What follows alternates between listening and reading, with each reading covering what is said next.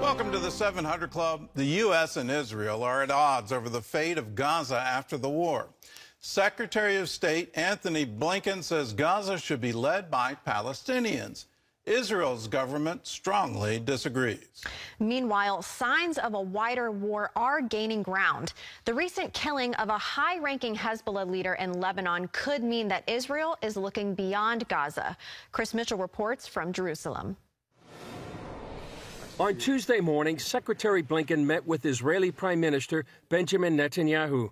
The secretary on a diplomatic mission meeting with leaders in the Middle East to discuss the war and the future of the region. Meeting with reporters before his arrival in Israel, Blinken outlined what he says they agree on about Gaza's future after the war. First, that Israel must have peace and security. Second, that the West Bank and Gaza should be united under Palestinian-led governance. Third, the future of the region needs to be one of integration, not division and not conflict. And fourth, for that to happen, we need to see the establishment of an independent Palestinian state. However, that's a sticking point for Israel. While the U.S. and others support a Palestinian-led Gaza, Israeli Prime Minister Netanyahu and his government are against it. While the debate over Gaza's future continues, the growing tension between Israel and Lebanon may direct the course of the war. Blinken and others are trying to de-escalate the low-scale war between Israel and Hezbollah diplomatically. But Benny Gantz, a member of Israel's war cabinet, says time is running out for diplomacy, since nearly 100,000 residents of northern Israel can't return home. Concerns rose on Monday following the assassination of Wissam al-Tawil, the highest-ranking Hezbollah official to be killed since October 7th, and a nephew of Hezbollah leader Hassan Nasrallah. Also on Monday, Hamas fired the biggest barrage of rockets since the beginning of the year. That as Israel's military campaign continues to uncover Hamas's terror infrastructure. On Monday, the IDF released footage of the largest weapons production site found in the Gaza Strip since the beginning of the war, used to produce long-range missiles capable of reaching northern Israel. Chris Mitchell joins us now from Jerusalem. So, Chris, the U.S. is now pushing for a Palestinian government in Gaza. What action will the PA take if it controls it? Well, Gordon, right now the U.S. is calling for a quote-unquote revitalized Palestinian Authority. On the other hand, the Palestinian Authority is saying what revitalize means is that they actually want to join forces with Hamas. That's exactly what Jibril Rajoub, he's a top PA leader, and he said, speaking on behalf of the PA leadership and the Palestinian Authority President Mahmoud Abbas. So the risk of a PA, after the Gaza war is over, is that they would actually form a government with Hamas. That's what they want to do. So on this issue, the PA and the U.S. are really worlds apart.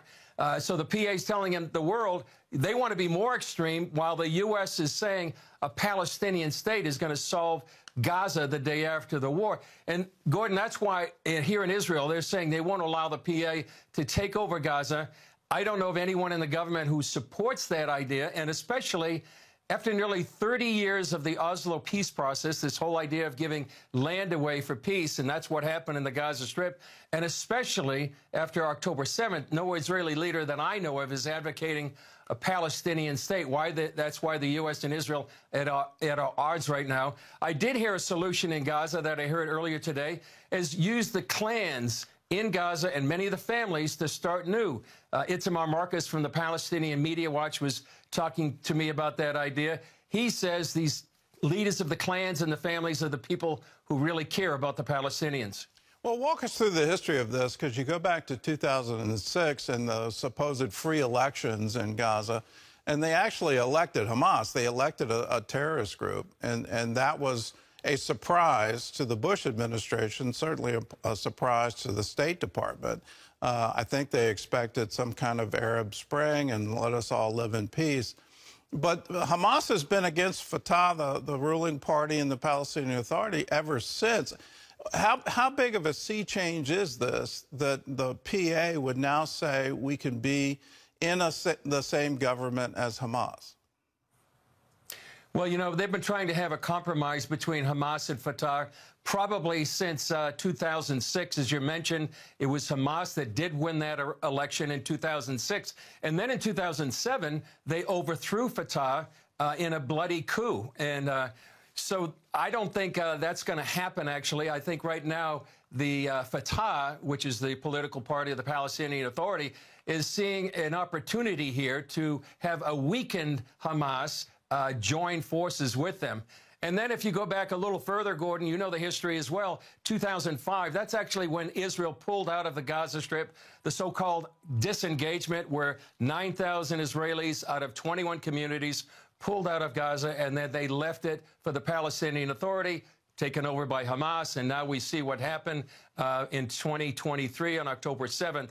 Really, during that time, they developed the largest terror base in the world there in Gaza, exactly what IDF is dismantling right now. Well, let's talk about the two-state solution.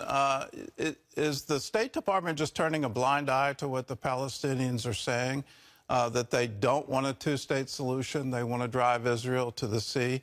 Why are we still hearing that? It doesn't make any sense to me that they would completely ignore what the Palestinians are saying. I don't understand that either, Gordon, and especially when this is public information. It's what the leaders like Jabril Rajoub, whether it's Mahmoud Abbas, that are saying exactly what they want to do. And it's completely at odds with what the United States State Department is saying. They want a Palestinian state. Well, the Palestinians are saying exactly what they want that state to look like. So why the disconnect? I'm not sure. I did, as I mentioned earlier, Itamar Marcus from the Palestinian Media Watch, I was talking to him about this. He said he did meet with a State Department official, actually, that is on the entourage with Blinken, and he explained some of this. But why the disconnect? It's really hard to understand, because the PA makes it very, very clear exactly what they want to say. Well, I think the State Department is actually emboldening the cry from the river to the sea. And this isn't anything new and anything particular to one administration. It just seems to be going on and on and on, where we have to fund UNRWA, we have to fund the Palestinian Authority, we have to hold on to this illusion of peace. All at the same time, the ideology is being taught to children, grandchildren, great-grandchildren, great-great-grandchildren, that you have to go out and kill Israelis. I'm sorry, I'm getting really frustrated here that when are they going to wake up? Well, let's turn to Hezbollah. What can you tell us about the Hezbollah leader killed in the attack yesterday? Well, Gordon, he was recently appointed as the commander of the Wadwan unit.